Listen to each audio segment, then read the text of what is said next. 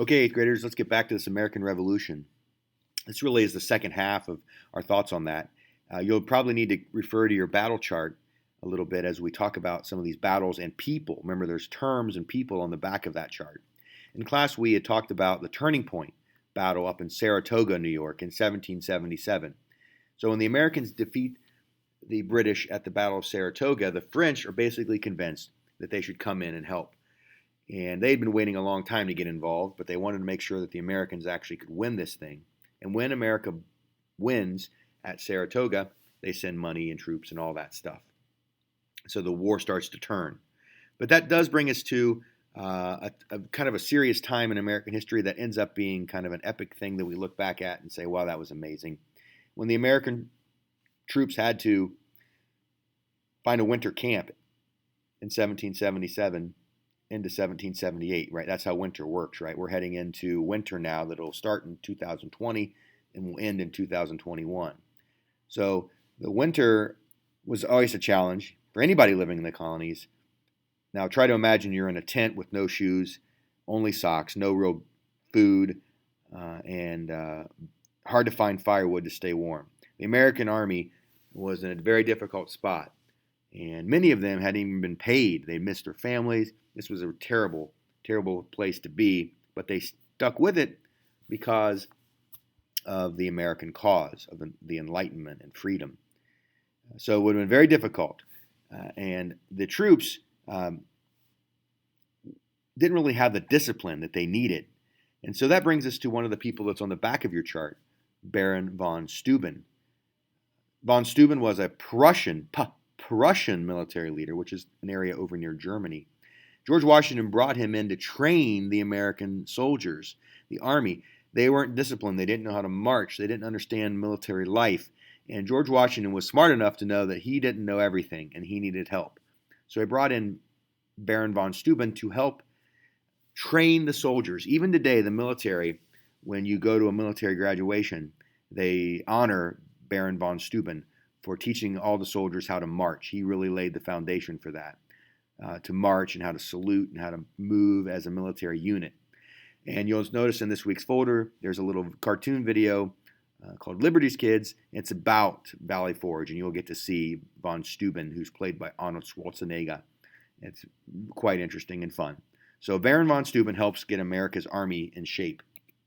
But after basically Saratoga and the French come in, the war shifts to the South. The British make a decision that they want to fight this war in the American South, which is interesting because most people don't think of the American Revolution being in the American South, but it was.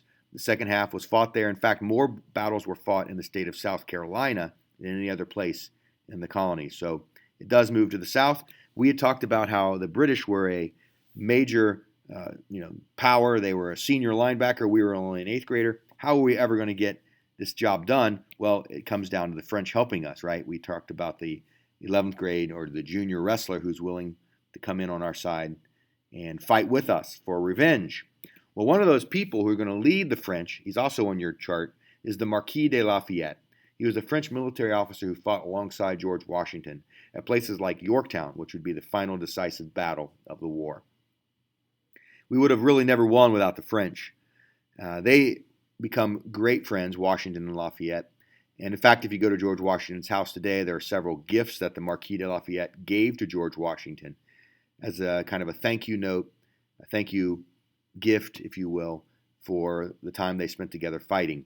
One of which is a key, you'll see in this slide. It's a key to a prison in France. When France has their own revolution in 1789, there's a prison that all the prisoners are let out of who had been put in there by a king. And this key to that prison is kind of a symbol of French liberty. And they give it to George Washington. The Marquis de Lafayette does. And it hangs in George Washington's home today. But not all of the folks who fought get a lot of name recognition. People probably have heard of the Marquis de Lafayette. But what about Peter Salem? Peter Salem is one of many African American soldiers who would fight and die for the American Revolution. He doesn't actually die in the war. He will die later. But many African American soldiers would die. And this proves that the fighting force was not just white men. There were few free slaves who could fight and did fight alongside the American cause. Peter Salem fought at Concord, Lexington, and later at Bunker Hill. He would live out his life, and when he does die later on, the town in which he lives, mostly of white people in Massachusetts, would pay for his grave. They were just honored that he fought for the cause. So Peter Salem, one of many African Americans who would fight for the American Revolution.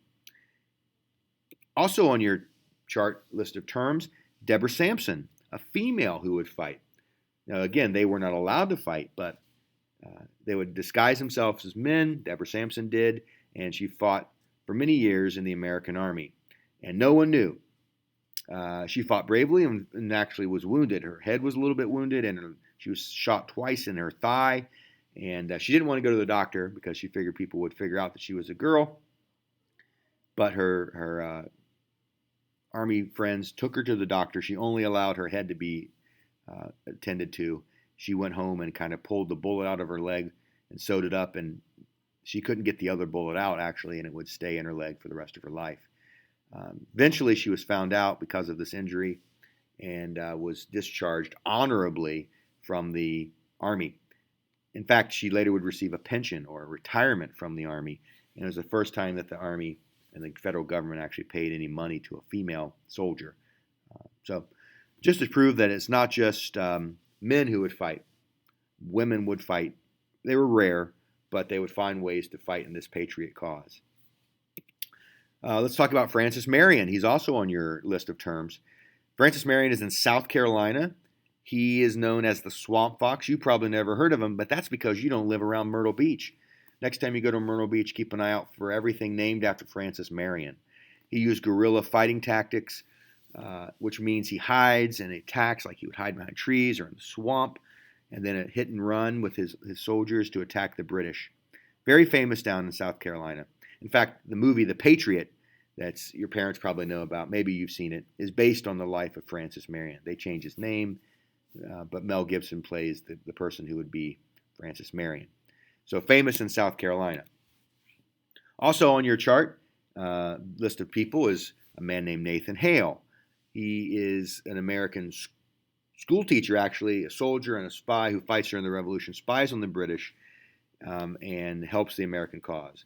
He's actually the state hero of Connecticut. Like we have a state frog, they actually have a state hero, and his Nathan Hale. And when he's caught by the British and he's hanged, remember people are hanged, pictures are hung, he says, "I only regret that I have but one life to lose for my country," and then he's executed. So just showing the bravery on the American side. Another person on your chart is Ethan Allen. Ethan Allen is the leader of what's known as the Green Mountain Boys in Vermont. Remember, Vermont literally means Green Mountain. Vermont in French is the Green Mountain, and they're up in Vermont. He would be a patriot who would lead a small army fighting the British. This is back when Vermont wasn't a state yet. It wasn't even a colony. It was a territory, basically, between New York and New Hampshire. So Ethan Allen is super famous. There's a huge statue of him in the United States Capitol. He is a big deal up in Vermont. Also, this really is off the battle chart itself, not so much the list of terms, but John Paul Jones on the front of your battle chart. He is the American Navy captain who defeats the British in a battle over near Britain, actually, between the Bonhomme Richard and the Serapis. This is one of the battles that you needed to check on in 1779. Now, he wins, but overall he is considered the father of the American Navy. Remember, we did not have a Navy. The British had the best Navy in the world. We had to get a Navy up and running until the French would come in on our side. John Paul Jones is considered the father of the Navy. He wins this big battle over near Britain and several other battles. But today he is buried beneath the United States Naval Academy in Annapolis, Maryland. Kind of an interesting story about John Paul Jones. He was buried in France for a long time, over 100 years, until the United States wanted to get his remains back here in the United States since he was so famous and important to our Navy.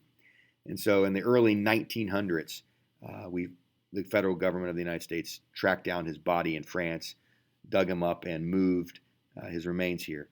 And this is what he looked like in 1905. Not looking so good, but he was pretty well preserved. So they were able to identify John Paul Jones, and now he lies in the United States Naval Academy. Also on your battle chart is the Battle of Vincennes, and the hero of that battle is George Rogers Clark. He is going to be the hero in the West. Remember, the West at the time would be like Ohio and Indiana. A lot of this area is this frontier and no real organized government yet. But there are some battles out there because the British are out there trying to kind of sneak in from Canada. And at the Battle of Vincennes, George Rogers Clark wins control of the frontier. He's kind of a big deal, kind of in Ohio and Indiana. There are lots of things named after him. There's a county in Ohio named after him. And you'll see that there is, in this slide, a quarter that was minted in 2017 to recreate, or commemorate, I should say, the Battle of Vincennes. And there's a huge monument in Indiana, too. So George Rogers Clark, famous for securing the West for the American cause. That brings us really to the end of the war. I do want to mention one of the most famous British generals, General Charles Cornwallis. He's the British leader who would be in charge of everything in the American South, like when they're fighting in the second half of the war in the South, and would be defeated at this famous battle at Yorktown in Virginia. Yorktown is very close to Jamestown, where we started this year studying the first permanent American colony.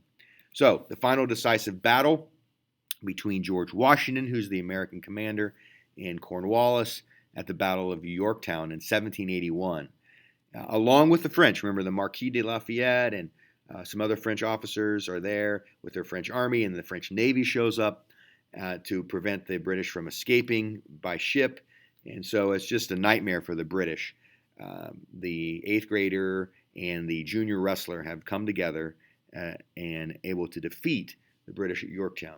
There'd be a few other skirmishes after Yorktown, but this is the final battle of the American Revolution in 1781. And then a few years later, the British are forced to sign a treaty with the Americans in Paris. So embarrassing, right? They have to go all the way to Paris. They hate going to Paris. They hate the French. So the French love it, though, because now the Americans are there, the French are there, and the British have to come and surrender. And the American Revolution is over in 1783.